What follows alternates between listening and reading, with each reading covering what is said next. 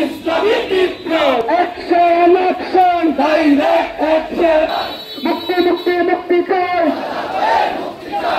শেখ মুজিবুর কন্যা বাকশালী প্রদত্ত শেখ হাসিনা সরকার কর্তৃক 2024 সালের গণহত্যা অন্যতম। জাতিসংঘের মানবাধিকার সংস্থা বলেছে 24 অভ্যুত্থানে কমপক্ষে হলো 1400 লোককে শেখ হাসিনার পেটোয়া বাহিনী গুলি করে হত্যা করেছে। আন্তর্জাতিক অপরাধ ট্রাইব্যুনালের প্রধান প্রসিকিউটর অ্যাডভোকেট তাজুল ইসলাম সাহেব বলেছেন তাদের প্রাথমিক তদন্তে উঠে এসেছে 24 অভ্যুত্থানে শেখ হাসিনার পেটোয়া বাহিনী সহ তার ভাড়াটিয়া বাহিনীদের মধ্যে ভারতীয় ভাড়াটিয়া বাহিনী এনে সে বাংলাদেশের বৈধ নাগরিকদেরকে দেশপ্রেমিক নাগরিকদেরকে গুলি করে হত্যা করেছে। 24 অভ্যুত্থানের পর ইন্টারিম গভর্নমেন্টের উচিত ছিল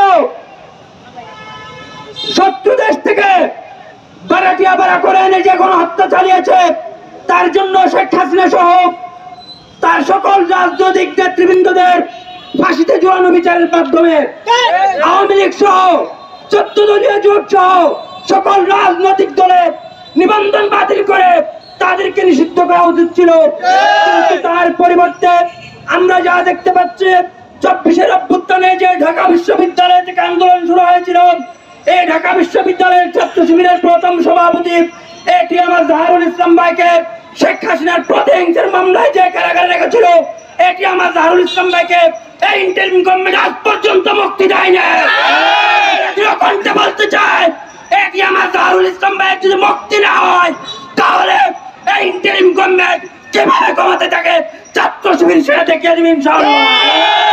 আমরা ইন্টারিম গভর্নমেন্টকে বলতে চাই অতি দ্রুত ছাত্র শিবিরের নেতা কর্মীদের বিরুদ্ধে যে সমস্ত মিথ্যা বানোয়াট মামলা আছে সকল মিথ্যা বানোয়াট মামলা প্রত্যাহার করতে হবে। ছাত্র শিবির 24 অভ্যুত্থানে যেভাবে প্রাণ বিসর্জন দিয়ে জীবন বাজি রেখে ফ্যাসিস্টকে বিদায় করেছে ইন্টারিম গভর্নমেন্টের মধ্যে যে সমস্ত ফ্যাসিস্ট প্রাতত্তা লুকিয়ে আছে তাদেরকে বিতাড়িত করার সঙ্গে বিগত ফ্যাসিস্ট সরকারের আমলে 19 সেপ্টেম্বর 2011 সালে গ্রেপ্তার হওয়ার পর থেকে তিনি এখনো জুলাই বিপ্লবে 9 মাস পেরিয়ে দেওয়ার পরও এখনো বের হয় নাই। আমরা তত্ত্বাবধায়ক সরকারকে বলতে চাই কিসের উপরে ভিত্তি করে কিসের ইশারায় আমাদের এটিএম আজহার ভাইকে আটকিয়ে রেখেছেন। আমরা বলবো আগামী শুনানির মধ্যে যদি এটিএম আজহারুল ইসলামকে মুক্তি দেওয়া না হয় তাহলে ছাত্র জনতা এদেশের গণমানুষকে সাথে রেখে এটিএম আজহারুল ইসলাম ভাইকে মুক্ত করার জন্য যত আন্দোলন আছে তত আন্দোলন আমরা করতে বাধ্য হব। আমরা বলবো ইসলামী ছাত্র শিবির এক আল্লাহ ছাড়া পৃথিবীর কোন শক্তিকে ভয় করে না, শক্তিকে পরোয়া করে না। সুতরাং বলবো আমরা ধৈর্য ধরেছি, আমরা আমাদের ভাইয়েরা শহীদ হয়েছে, হত্যার শিকার হয়েছে, গুম হয়েছে, নির্যাতন হয়েছে, কিন্তু আমরা থেমে যাই নাই। সুতরাং আমাদের এটিএম আজহারুল ইসলাম ভাইকে যদি আগামী শুনানির মধ্যে যদি জামিন দেওয়া না হয় ছাত্র শিবির ছাত্র জনতাকে সাথে নিয়ে আমরা দুর্বার আন্দোলন করব।